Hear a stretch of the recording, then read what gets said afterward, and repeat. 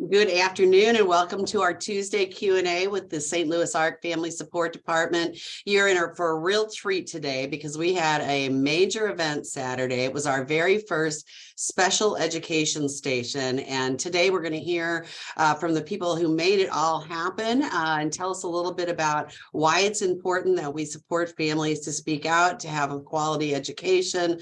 And they're going to tell us a little bit about the individual organizations they represent, but also about this really cool collaborative process. I'm going to start with our guests who represent two different organizations that you may or may not be familiar with. We've got folks from Missouri Disability Empowerment Foundation and Legal Services of Eastern Missouri here. And I'm going to start with you, Michelle, to tell us a little bit about yourself and MODE. Well, my name is Michelle Robato, and I'm the Executive Director of Missouri Disability Empowerment Foundation. We go by MODE Foundation because that's quite a mouthful. But we started with just a group of moms sitting around a table, thinking, what can we do different? Because there were plenty of support groups of, oh, woe is me, but we wanted to actually make change. So we just rallied together, and we've been, we're kind of loud. We all talk a lot, but we're very diverse. So we have all sides of political, religious, anything, it works out really well because then we can look at an issue from all sides and get that perspective, which has really been really helpful. All right, fantastic. Thank you. And Maggie, let's hear about Legal Services. All right. Hi, I'm Maggie Lamore. I use she, her pronouns, and I'm with Legal Services of Eastern Missouri. So Legal Services as a whole provides free non-criminal legal representation in the 21 counties of Eastern Missouri and Northeast Missouri. So we cover everything from education to housing to domestic violence to immigration. If you go to our website, lsem.org, it can tell you everything that we do. We've got 12 to 14 different programs that do a whole lot of different things. But I specifically am the program director for the Children's Legal Alliance, which provides educational advocacy and educational legal representation to families, primarily in the city of St. Louis. We have funding from St. Louis Mental Health Board. We're fortunate to have funding from Mental Health Board for 2 attorneys, myself and one other attorney, and a full-time social worker. So we really concentrate a lot of our efforts in the city of St. Louis, working with families who have everything from special education needs, IEPs, 504 plans, to school discipline issues, also working with families who are housing unstable and experiencing homelessness to make sure that their children have continuity in school and access to transportation back to the school of origin. And we also do educational advocacy for students in foster care as well. And I guess a little bit about me. I've been doing this work for almost 10 years. I'm in my 10th school year, and I got into the work. I'm a former teacher. When I first graduated from college, I was teaching, and I found that a lot of, classroom teachers, parents, most folks who are involved in the special education process know very little about the process and don't know how important their role is.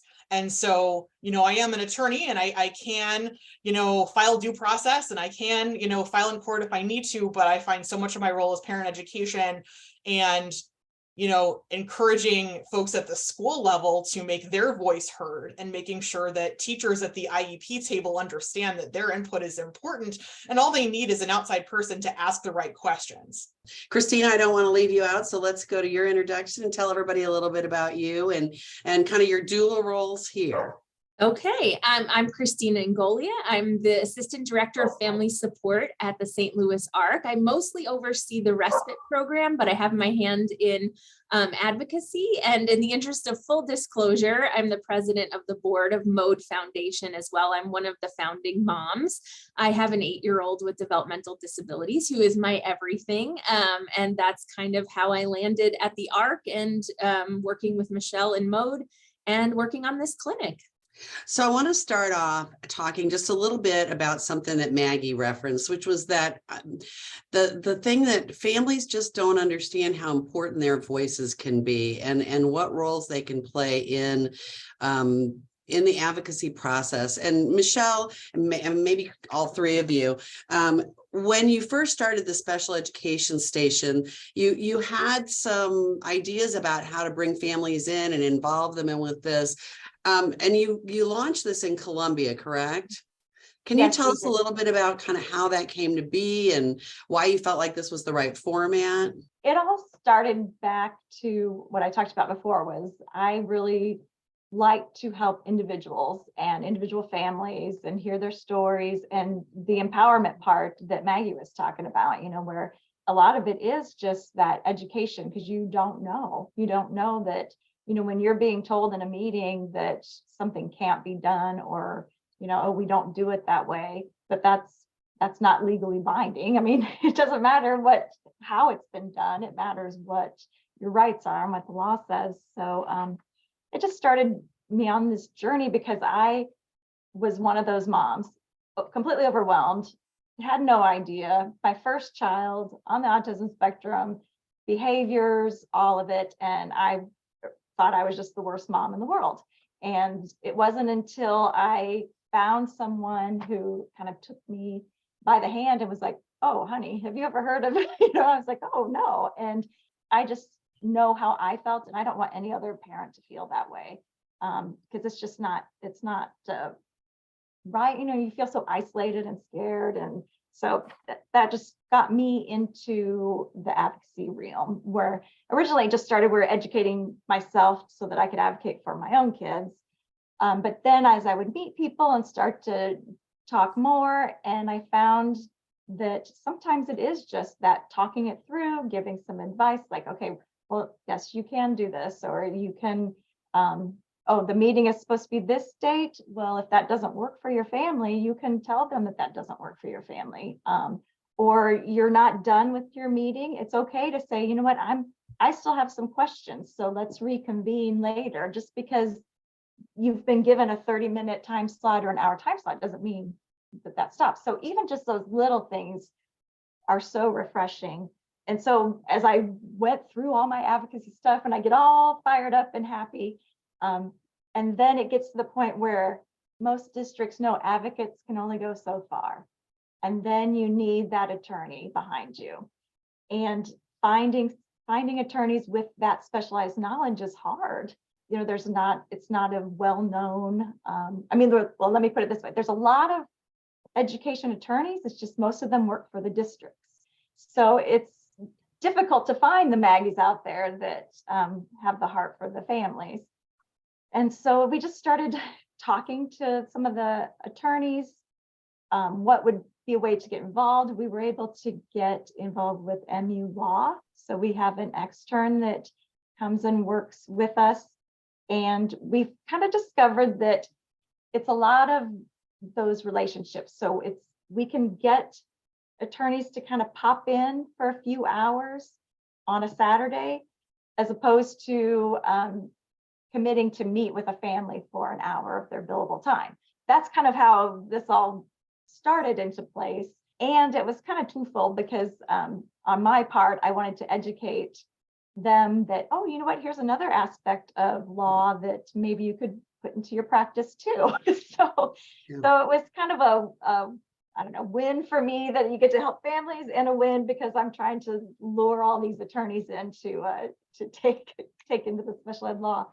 But then what it's become, and what I really like, is that I now have a few attorneys that I have a good relationship with. I kind of know what they look for. I can do all the issue spotting and kind of prep things for them. And so then even when I do bring a family to them, they're not starting at ground zero. So there cuts quite a bit of the billable time off to start with. So that's such a wonderful lead in, because I was thinking I really probably should have started off with, can you tell us what the special ed station is? Because I didn't really give a lot of formats. So maybe, I don't know, Christina, maybe you can jump in here and talk about what would a family experience if they did that? Because I was very intrigued by the intake component that Mode did in that. So yeah, talk about that a little bit.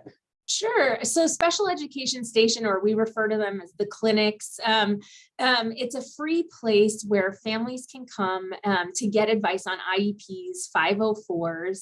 And at the same time, we also try to provide connection to other services.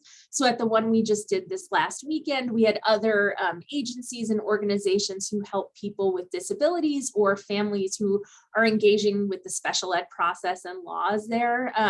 So families can drop in and get this free advice that Michelle was telling you all about. And that is so invaluable when you're going through that process. And I will just add one more thing. Michelle is definitely the brainchild behind this. But from the mode perspective as well, we had passed a couple of state level laws improving special education for students and for families. But we noticed quickly that you can pass all the laws you want. If there's no one holding them accountable, it's not ideal. And I do want to say that many schools are doing a great job. Many schools are sort of mediocre, and many schools, are not doing so great. And so we try to partner with schools and staff as well, because we want to hold up, sort of the ideal situation. So it's not that we're against schools, but we're really trying to educate parents that they're part of the IEP team, that when a school staff member says your child is like this and it doesn't sound right to you, that you should use your voice and say, no, actually, this is how they are. So that's where it's coming from. Okay, so I'm going to walk in the door to the next special education station. What can I expect, team? When families come in, we have a welcome table, and we give them a name tag, and we give them some paperwork to fill out. We're hoping to get it online, and they give us some basic information about themselves, the child that they participate in the IEP or 504 for. After they fill out that information, we send them over to the intake table. Michelle? So at intake, basically what the role is to narrow down what the topics are, because as anyone, you have a story to tell and you want to tell it and you want to kind of get that off your chest. And so that's really the role of intake, is to listen to that, get it narrowed down to exactly what the issue is. Is it something that can just be handled at intake? Is it basically just explaining some of the like what the next step is, or something that's a very common advocacy 101 type situation? Or is it something where they need to speak with an attorney, because has the potential to lead to more bigger actions? So it's a lot of just trying to narrow things down so that then when it does get to the attorneys, it can just be streamlined. And so when it gets to me, I'll give an example. So, some attorneys like myself are able to, for people who qualify. And so for us, it would be St. Louis City if folks are low income. There was a little bit of screening at that particular intake as well to say, is it something that legal services would take? If so, go ahead and send them over. And I was able to talk with a family and get them, into my system, was able to do an intake, was able to have them sign a retainer and releases for me to, start working on the case right away. That's not necessarily what always happens. Generally we'll take a look at that intake form, identify what intake spotted as the issues, and then, ask more questions. I sometimes, will ask parents, start at the beginning, tell me, everything, that you want to tell me about this, and then get an idea of what's going on, and then provide, some specific legal advice. Like, is it something that they can help with? For the particular case that I decided to take on, the parent had been doing a lot of advocacy on their own. The parent had a parent support partner from FACT who was there with them, who had brought the parent. And, they were looking for additional help because the parent had already done as much as they could. And so then it is time, to bring in that attorney, to bring in that person to be the bad guy, to say, okay, do I need to send a demand letter to a school district to make them do the right thing? Do I need to go ahead and file a complaint on this right away? and every attorney has different styles. Legal aid attorneys like myself, will do demand letters, we'll go to IEP meetings, things like that. Private attorneys may, take cases that will go straight to complaint, to due process. It really depends on the person. But yeah, so a parent can expect, they could, walk out with someone who's representing them, or they could walk out with some good concrete advice and next steps for self-help, if that's something that the parent can do. But like I said, in those cases where the parent has already tried XYZ, has already gone to the principal, has already gone to the special education director, is already advocating effectively for their child, and they're still running into barriers, that's where somebody like me can come in and come to the district and say, do your job. This is the law. This is what you need to do. Please do it. And then if they don't, okay, then I can go ahead and file that due process, which I'm, perfectly willing to do. I don't want to, because I find that, this is getting into, my philosophy. I find that trying to preserve that parent district relationship is also important to, depending on some clients, are like, I'm done with this school. I don't care, file due process, I'm finished. And some say, I've got other kids here. I really, don't want to go scorched earth and really, and really alienate, everyone. I just want them to do what's right for my child. And so, it really depends on, how the parent wants to approach it and how the parent wants to maintain that school relationship. And so that will inform then how I, as an attorney, approach the school on behalf of the parent, to make sure that the parent, is able to get the outcome that they want. And again, many times it is, they want to remain, they're going to live in that same district. No, it was a really thorough and a really good answer. And I think, I really like hearing that it's a process, and that the legal intervention is the very end, or towards the end of what we hope is successful relationship building and advocacy and things like that on the front end, because there's a whole lot of reasons why being able to work together for the common good of the child is going to be the way that you want to start and finish if you can, no doubt about it. I guess I'm curious, and maybe there's not a really good answer to this, but from any and all of you, are there common things that come to you all that people want to take like legal action with, or maybe there's some other steps that families should be thinking about prior to going scorched earth, as Maggie said?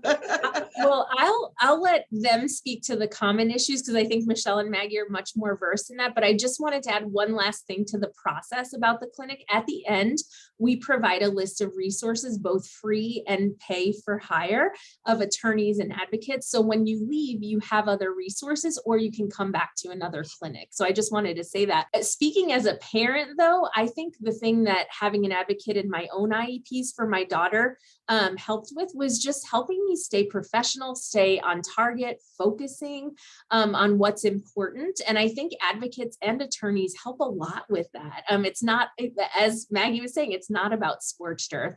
I'll let you all speak to the common issues, though. Yeah, I think what I see a lot of in general is families who are looking to obtain special education services for their child, and either they don't know how, or the district has said no, or they've asked and the district has not replied.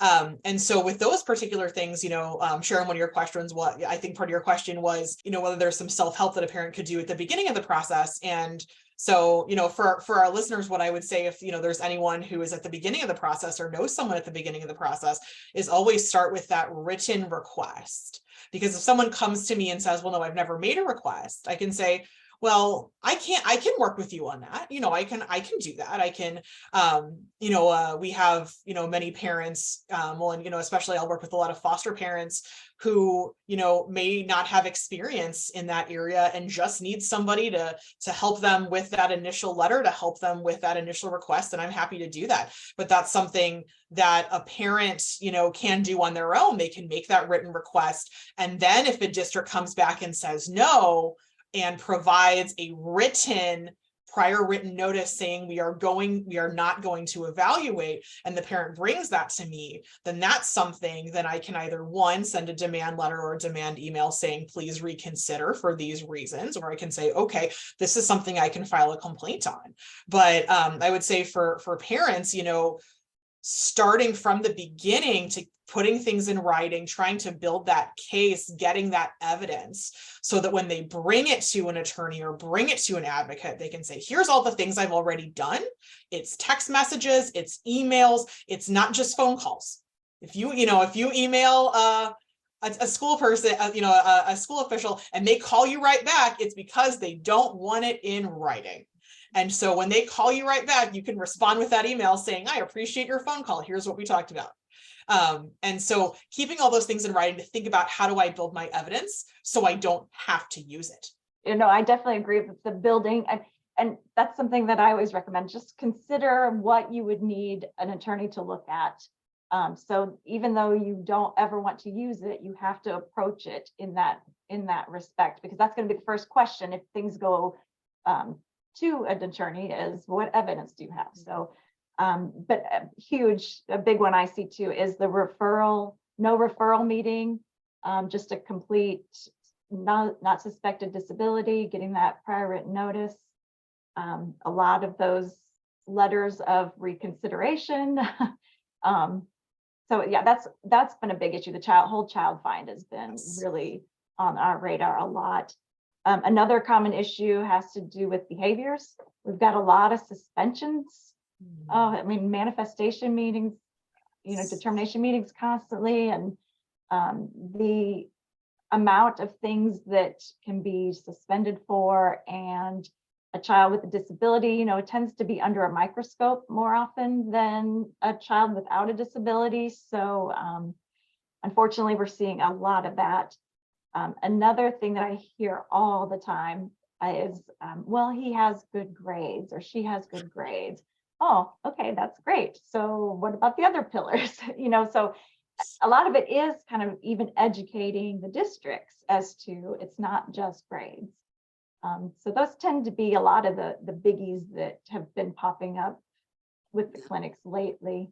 Just kind of an overarching issue that leads to these kind of problems that we see at the ARC is sort of that lack of capacity to deliver the service that they are obligated to deliver. And while I have sympathy because we are all dealing with staffing crises and trying to do a whole lot with not very much, that's always really a frustrating situation for a family and for us if there's a certain number of hours of therapies built in, and if they don't have a therapist, is that something they're still liable to be responsible for, that sort of thing. Yes, absolutely. And I'll say that, there's always been, especially in St. Louis City and with charter schools, there's always been a concern with, a shortage of special education teachers with a shortage of, of specialists in different areas. But I will say, over the past few years, just with kind of the exodus of teachers from the teaching profession, that, even the lack of general education teachers is really impacting our students. I can get into that, but I would say with special education, I don't know if it's changed now, but St. Louis Public Schools did not have a teacher for the visually impaired at all. And so I had to advocate for a set of clients to get someone who is contracted. And when they still didn't have anybody, in the next year was able to get, the children moved to Missouri School for the Blind, because the district just literally did not have anybody and said, we don't know when we're going to get somebody just because there's a shortage of people. And, I can say as a person, I'm sympathetic to that, but as an attorney, I say, you've got to figure out a way to provide it. Yeah. And sometimes that alternative is an alternative school. So that's a great example. I did want to say before we kind of left the flow conversation that you mentioned FACT earlier.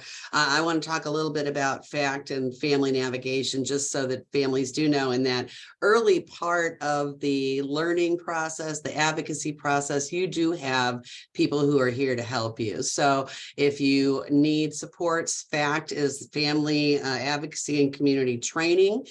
They provide both IEP advocacy specialists and family partners who can go with you to IEP meetings, who are pretty well versed in IEP law, who are going to help you get to the next step. Here at the ARC and at several other organizations in St. Louis, we have funded navigation positions. Again, people that have gone through at least basic training about IEP law and what's expected. They can go with you, they can take notes for you, and help you navigate through some of those hard conversations. So this is a big continuum of options that people have to look at. I'm going to shift gears just a little bit because I think this applies. You talked about a couple laws that MODE had helped get passed in the last year. And usually when there's a new law, that there's an implication for potentially needing to enforce it, like you said. So what are some new things that families should know about so that they can advocate for themselves and their family members? One of the easiest is record your IEP meetings, which is odd that we have to let everyone know that, but there are still districts saying that they can't record. The second is seclusion and restraint. You know, you need to know about that. You are required to get a written letter of what happened, of the incident. It needs to be reported. You're supposed to get called. So make sure that if you have a child that is at risk of either being restrained or secluded, just be aware of that law and what your rights are, and that you need to be notified immediately, and you are allowed to get a written recounting of what happened. And Michelle, do you all have some of that information? I know that collecting data about that was a big thing that came out of that law, and it's been eye-opening to look at some of that data. If families were to go to your website, do you keep some of that information there? How can they connect with you? We do. We have a wonderful volunteer who's put together this very cool map so that it's visual. So if you're more of a visual person, you can look at that. If you're more data, the data's there. But at moempower.org, you can look on our website. And if I may jump in on this, the reason we have this data is because of the law that MODE helped pass. And it's honestly upsetting, if I'm being honest. There's been over 9,000 incidents of seclusion and restraint reported since July 1 of this school year through January 18th of this school year. DESE's been updating the data about monthly, so I expect that those numbers will get updated shortly. But when you think about, yes, we have 800,000 plus students across Missouri. That's a very high percentage of seclusion and restraint. And it's worth noting too, that it's not just students with disabilities or IEPs who are secluded and restrained. It can be any student in any district. So if you suspect that your child is being secluded and restrained and you haven't been getting reports, please reach out to MODE or to us at the ARC or to Maggie at Legal Services, because the law is very clear on that now, but it is going to take some brave souls coming forward so that we can make sure that it's enforced too. I think what I wanted to know, Maggie, it's really obvious why Christina and Michelle are really invested in this. I was blown away by the number of legal representatives that were at this special education station. Why do you guys like this format? Why is this important for you? Yeah, I would say this particular format, for us is helpful just because it gives us additional exposure to the community and folks that don't necessarily know about us and about the work that we do. Because like we've been talking about, parents don't know what they don't know, and they don't know what's available. And so the thing I love about clinics is, it's hopefully, there's a lower barrier to entry for someone just to show up, on a Saturday morning. They don't have to worry about trying to call legal services. They don't have to worry about trying to find the right phone number, or trying this attorney or this place, or, there's multiple groups of people, all together available for you. And so I think that's what I love about it is that, it just provides that easy access for families, just to have that opportunity without some of those barriers to entry that, inevitably happen, with any organization, that we try to make it as easy as possible for folks to reach us, but, there's sometimes it just doesn't always happen. And again, folks don't always know about different resources or different organizations, but they know about ARC or they know about Mode, and then suddenly they come to the clinic and they've learned about all these other resources and all these other programs. And it's just wonderful that it's kind of that one-stop shop for all different levels, from resources to advocates to attorneys. So that's why I think I really appreciate, the Mode and ARC really, pushing this and creating, what, was always in the back of my mind, like, wouldn't it be great if we could have a clinic? And then Christina reached out to legal services about it. And I was just like, yes, this is wonderful. This is, this is such a great opportunity. Yeah, well, you were ahead of me because I never thought about it. And as soon as she said it, I was like, this is so exciting because we talk about IEP advocacy all the time, but to have this space, and for any of you families out there that weren't able to come, let me just say that people came with their children. There was some play space so the kids could, do coloring, and they had their own tablets that they used, and people hung out, and there was a lot of laughing and running around. There was snacks and coffee. So everything you could need to have a really satisfying Saturday and legal advice. So, and connecting with lots of really neat organizations and with other parents. I saw a lot of that. So that was really cool. Before we wrap up, if folks want to get a hold of you, Maggie and Michelle, what's the best way they can reach out? Sure.